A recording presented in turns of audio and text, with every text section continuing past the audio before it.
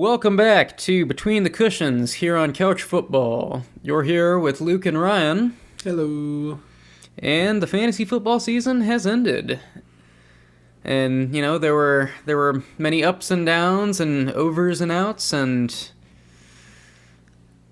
It was a wild ride in some leagues, but in the Couch League, it was a pretty dominant performance from one specific team. So one specific team that I kinda shamed last time we did a podcast.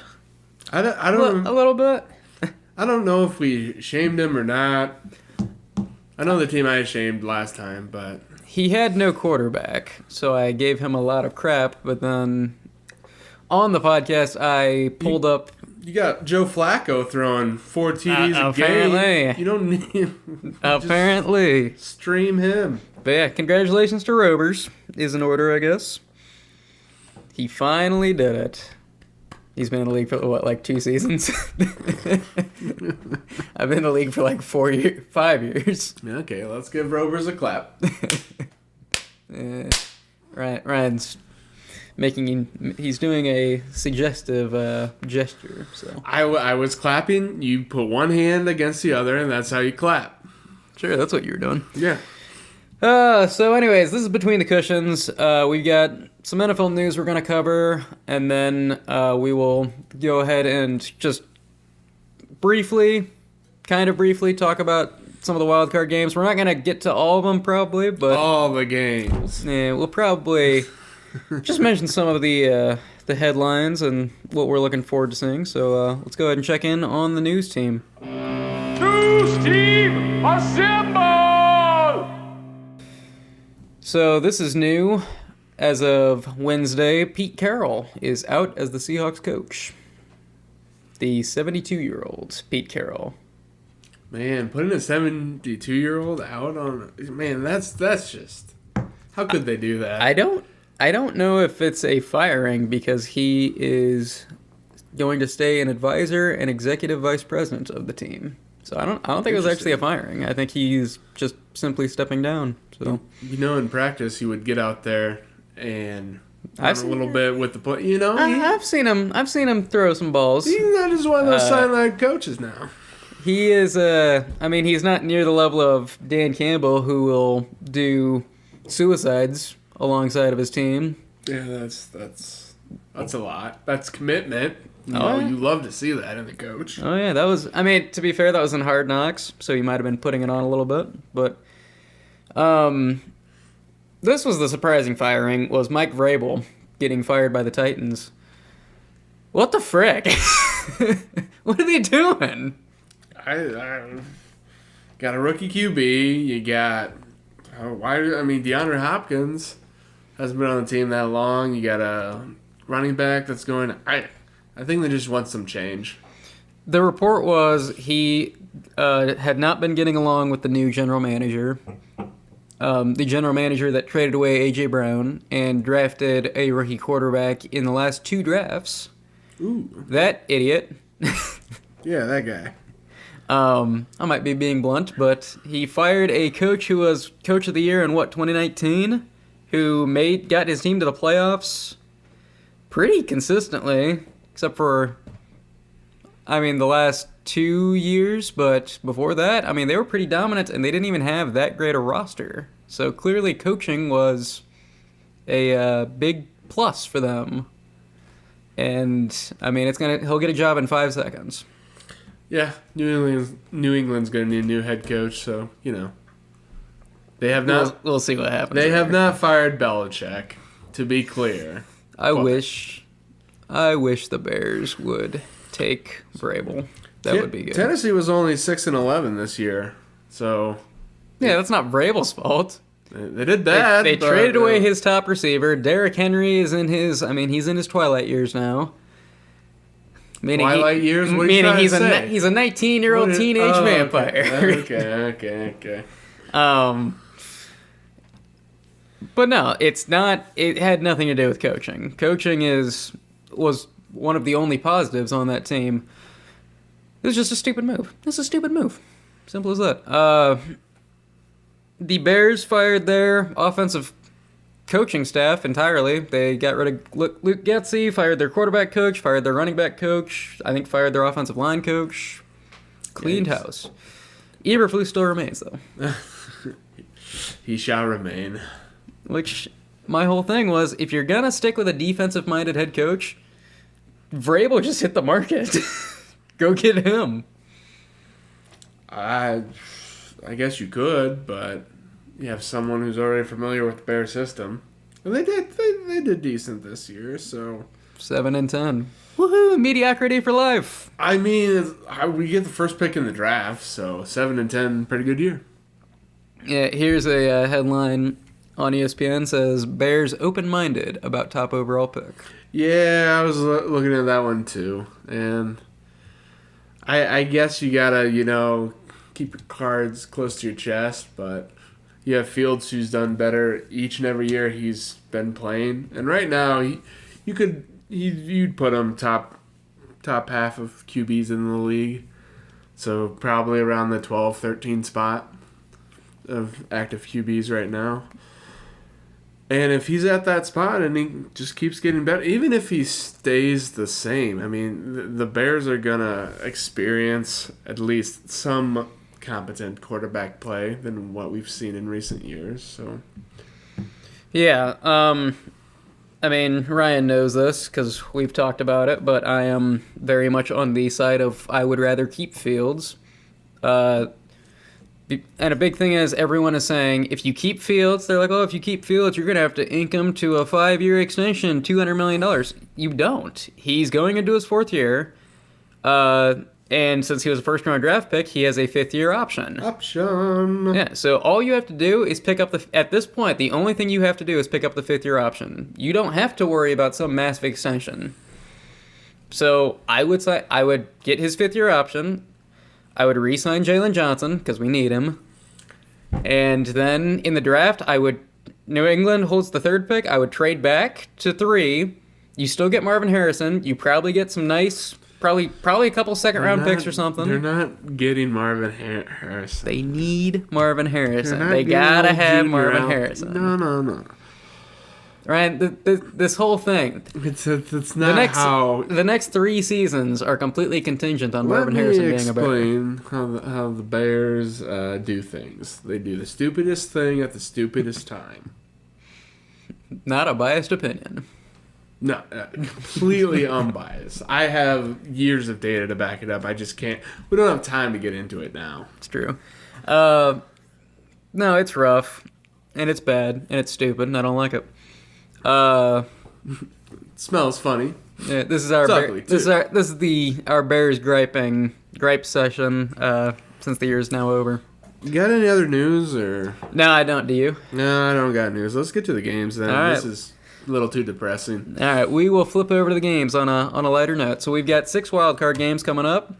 That's right.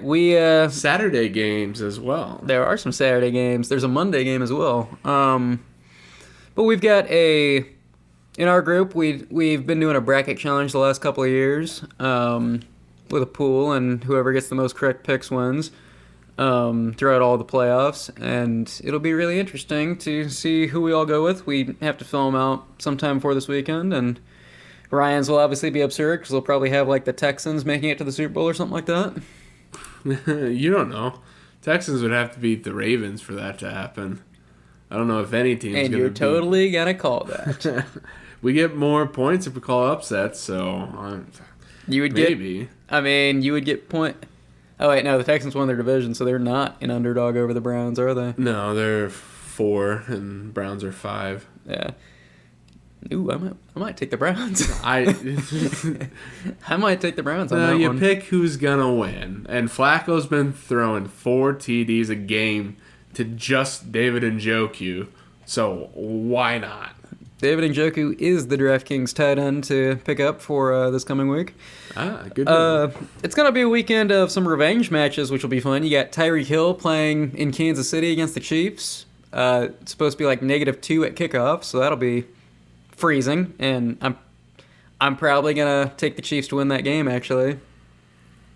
I'm on the other side of the coin. I am taking the Dolphins. It's a warm weather team playing in -2 with a quarterback from Hawaii. And you run the ball more when it's that cold. They have the better running offense. I think the Chiefs will still be passing just fine. The Chiefs suck. They haven't been passing fine for the past 4 weeks. It's Patrick Mahomes in the playoffs, though. Sorry, my voice got a little high. He'll pick it up. Uncharacteristic. Ryan, I need the Chiefs to win this game so that I can cash out of my Super Bowl bet. It has to happen now. I'll look into it more, but I think the Dolphins, even without Waddle, will be able to pull out the Vic. They're the overdog. Actually, no. They're the underdog. Yeah, Chiefs are slated to win by 4.5 points. This is weird. This is a weird playoff setup. I forgot the Dolphins didn't win their division. Maybe they're saying they're playoff Chiefs, you know? Yeah, I mean, that's what I'm saying. But yeah, that's one revenge game. The Mike McCarthy is playing against the Packers. That is kind of a revenge game. That is one game that I don't know who to pick to win. Because in the as Brock Street Matter would always say, the Cowboys always lose matchups they're supposed to win, and this would be a matchup they're supposed to win. So, in light of that, it'll probably be a 40-12 game Packers win. I don't think the Packers offense is capable of putting up 40 points against the Cowboys defense. You wouldn't think it, but they do. The Cowboys do things that go unexplained at times. Now I'm probably picking Cowboys still, but you know. Technically, if the Packers win the Super Bowl, I'll get $123 off a $3 bet that I made back in August. You're betting on the Packers to win still. I mean, I bet on them to win a very, very long time ago. Because I'm a Bears fan, and I like to hedge my bets. You know this about me. The cool thing about Packers Cowboys game, though, you got two great quarterbacks in the game. And I'm going to say that about Jordan Love, because he is at least in the top 10. Yards, touchdowns, interceptions was just 11. So, Dak Prescott. He's all right. I'm not going to say he's top 10 in the league. He was top 10 for fantasy, if I believe, but I mean, who else are you throwing up there? There are several quarterbacks. There are quarterbacks who might not have had better stats, but I still think they're better than Jordan Love. Because they played more difficult offenses or defenses. We seem to disagree on this, but okay. All right, I'm fine with this. We see. Just because the Packers played the Bears twice does not mean. Next revenge game is Sunday night, which will be a very fun one. You've got Jared Goff and the Lions hosting Matthew Stafford and the Rams. So it's a double revenge game for Goff and Stafford. And it's I believe Stafford's first time coming back to Detroit. Is there anything wrong with the Rams right now? Like, Lions are supposed to win this game, apparently. But I feel the Rams could beat just about any team out there. This is one I'm kind of pulling for the Lions. Even though I'm a Bears fan, I kind of want to see Dan Campbell's team do well. But good old soup. The Rams are getting hot at just the right time. And I'll tell you what I love about these playoffs right now is that I don't see any gimmies. I legitimately think that every team has a shot to beat whoever they're matched up against this week. Maybe now the Steelers and Bills. I mean, I think the Bills should win that one pretty easily. But almost every other matchup, like Browns Texans, I don't know who to take. Dolphins Chiefs, I don't know who to take. Packers Cowboys, I don't know who to take. Eagles Buccaneers. Buccaneers got hot at the right time, and the Eagles suck. And then Rams Lions, I don't know who to take. So I think it's going to be a very entertaining weekend of football. A.J. Brown going to be hurt for that game? I thought he got hurt this past week. I don't know. Do you want me to distract the audience while you look that up? I have it's no way. It's a grand old flag. It's a high flag. No. Goodness, we do not need to pause everything and look that up. Hey, listener, look over there. What is that? What is that thing? Ryan, do you have it? AJ Brown. Nate Ryan, type faster. He has an injury designation. Oh, really? Likely minor. That's it. Something about his knee or his thigh. Nick Sirianni, hopeful about having A.J. Brown and Devontae Smith in Tampa. You heard it here first. He's hopeful. Yep, the quote is hopeful, so I don't know. that means nothing to me. I don't see a world where the Bucks win, but Oh, really? no. Eagles, they have been subpar, but they're still. They lost one to of the the Cardinals. They lost to the Giants. Okay, maybe I'm on the other side of the fence now. And I don't see a world where the Eagles get past the Bucks. And then here are their questionable players for this matchup. Jalen Hurts, DeAndre Swift, A.J. Brown, Devontae Smith. And Cam Jurgens, the right guard. Cam Jurgens. Cam Jurgens. Oh my goodness, you didn't mention that before. Oh jeez. And Reed Blankenship and Darius Slay on defense. Okay, you might have convinced. No, I mean, I'm still probably going to take the Eagles to win. I'm just saying there is a world where the Buccaneers pull off the upset. I could see it happening. You're gonna say something or just pause? No, I'm just thinking what. Gotcha. Okay, I mean, of all I these, shall sing. of all these games, which one are you looking forward to the most? The most out of all these games, probably Lions Rams. Yeah. Sunday night game. It'll be a fun game to watch.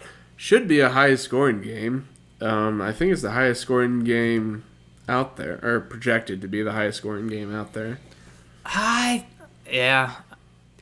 For me, it's either that or Dolphins Chiefs. Nah, you don't want to watch Dolphins Chiefs. I'm It's gonna be cold. There's gonna be no good play. Just because it's cold doesn't mean Everyone's going to be bad. shivering. It is better to watch a game in the cold than a rain game. Rain games are the worst. And I stand by that. Not if you're the Bills. Apparently, Josh Allen in the rain is phenomenal. Yeah, he rushes for 300 yards. Best fantasy week in the rain. And I lost that week because of it. Because he put up 40 points. If he would have put up even a modest, 28, 29. You're talking of the Eagles game. I would have won. When he didn't actually get 40 points? He got 39 point something. It's now 40. And you round up. So, a little salty about that. But Josh Allen plays his best football in the rain. Yeah. I think that the most boring game will be Steelers-Bills, and I think the most entertaining game will probably be Rams-Lions. What do you mean? Najee Harris, James Cook gonna light things on fire. That game's going to be a snooze. Bills are going to win by 2 scores. Oh, man. Did you just get grape soda in your eye? It's not grape soda, but yes, it kind of ventured that direction.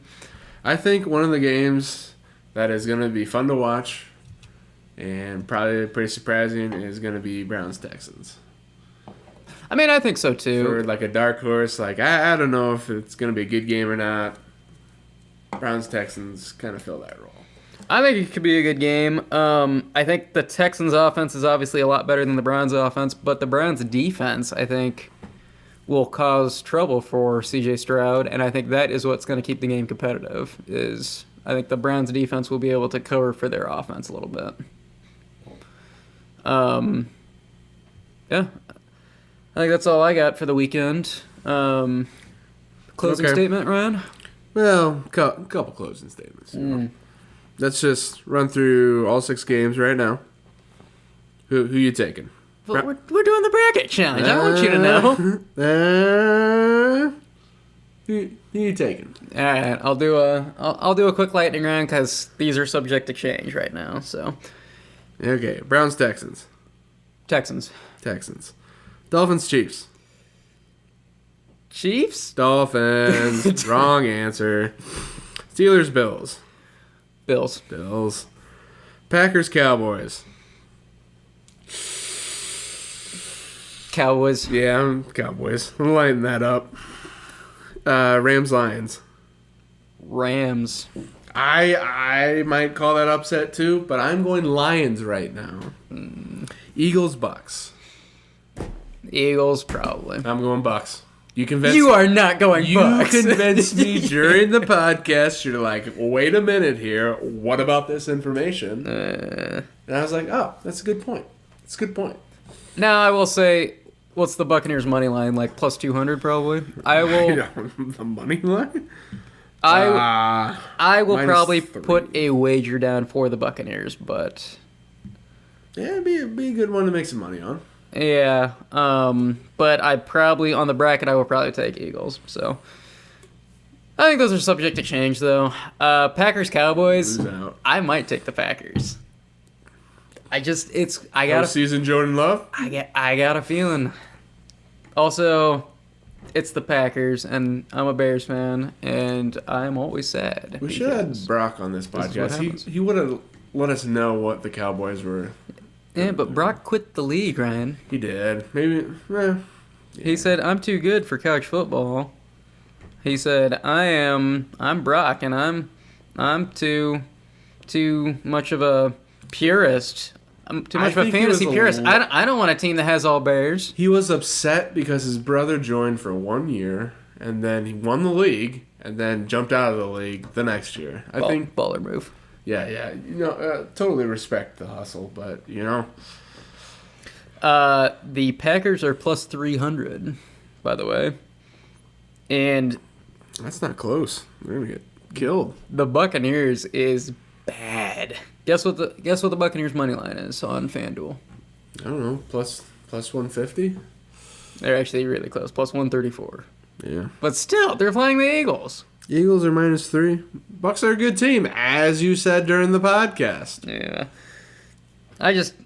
We shall keep going back to that point. Actually, you want to just loop back to that point right now so the audience can relive that part? Actually, don't. No. You make it too long.